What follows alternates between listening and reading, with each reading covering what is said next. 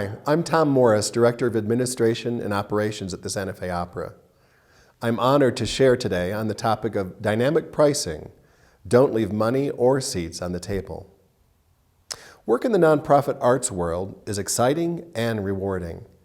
Part of the challenge is finding funds to fulfill the mission statement which fuels your organization. But despite hard work and boundless enthusiasm, you too may wake up one day and realize, uh-oh, I've got a real situation on my hands. You get an insider tip.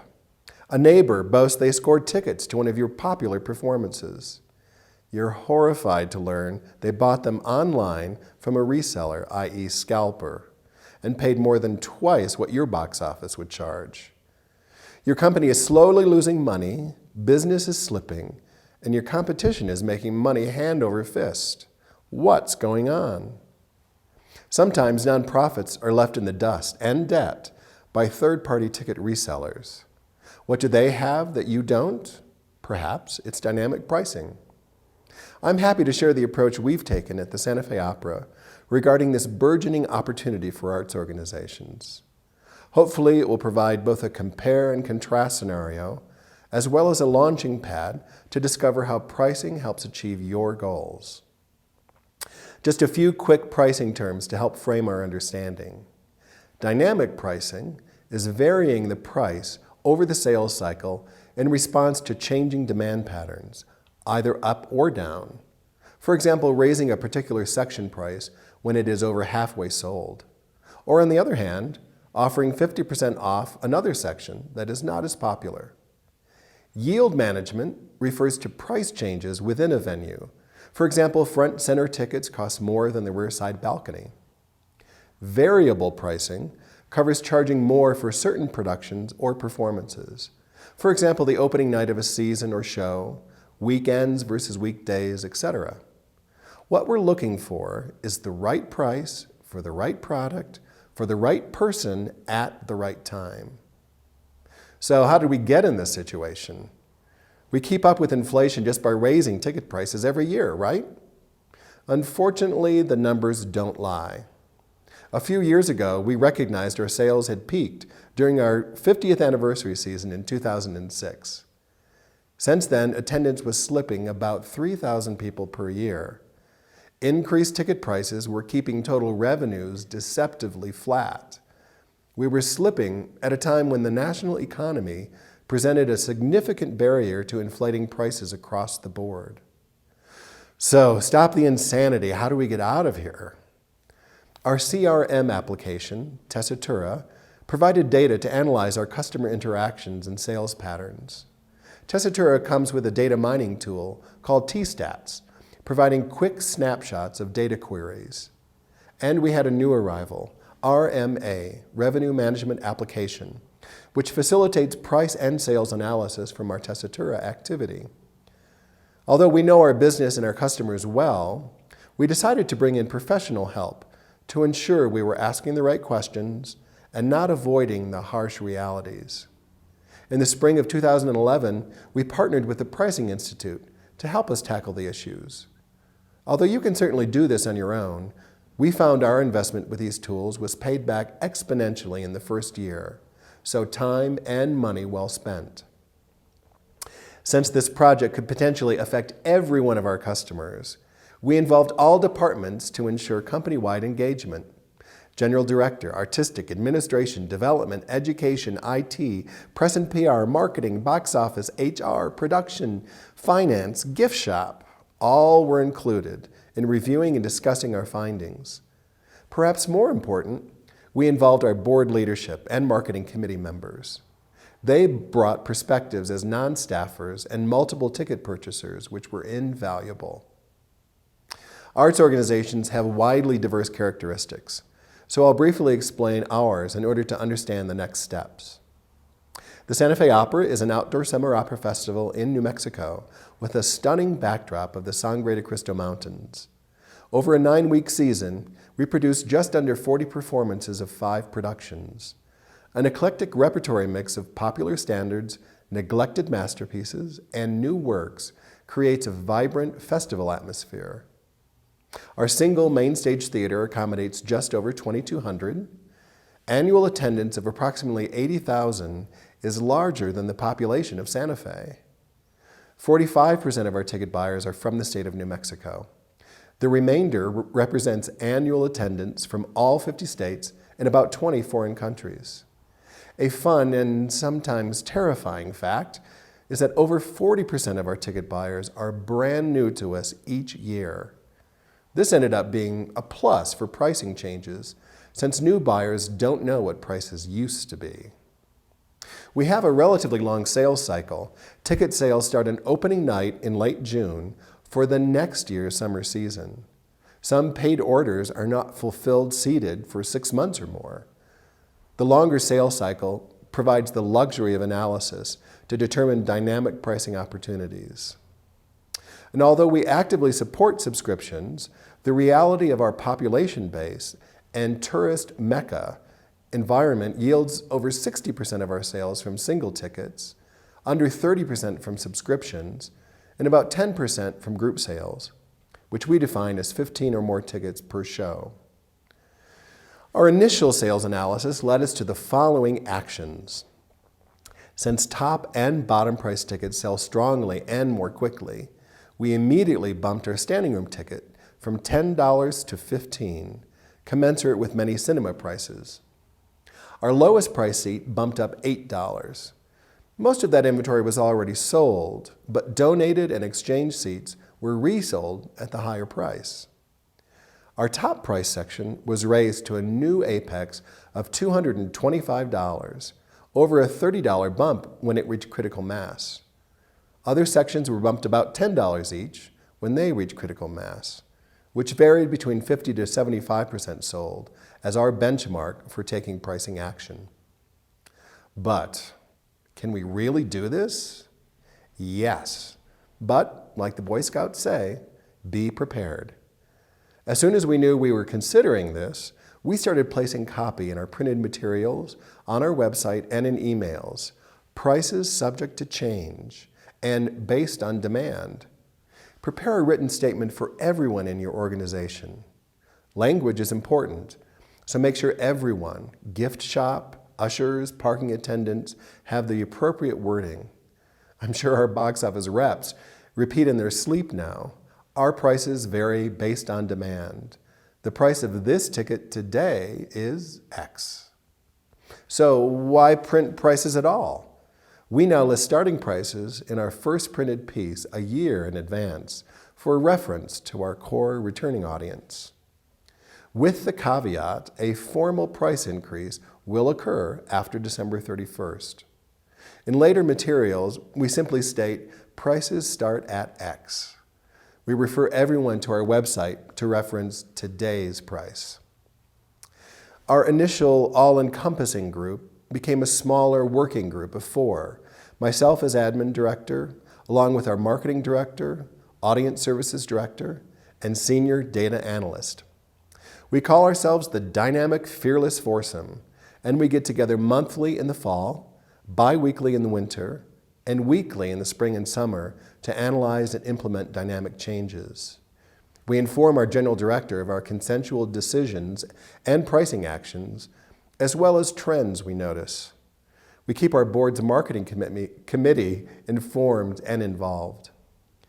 We decided from the beginning to focus dynamic pricing changes solely on single ticket sales, our largest mode of sale with the highest percentage of new buyers.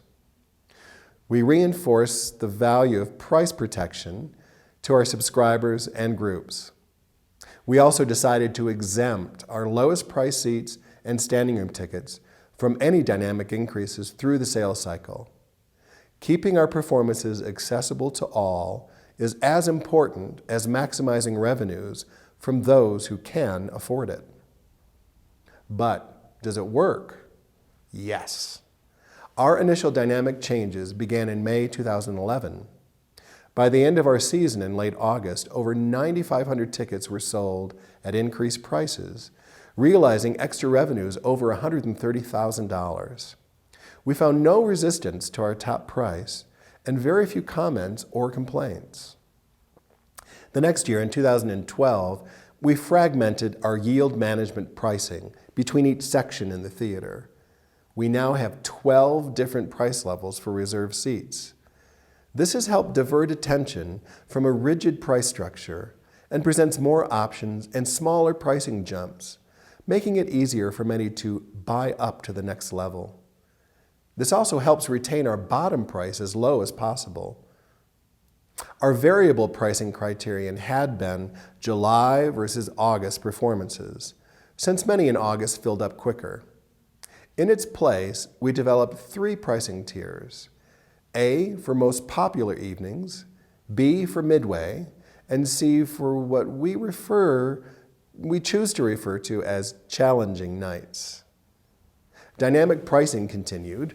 We added a second layered increase to our top price seats, adding up to a $40 increase to the base price and breaking another record, again without resistance. Remember, this is about prices going up and down.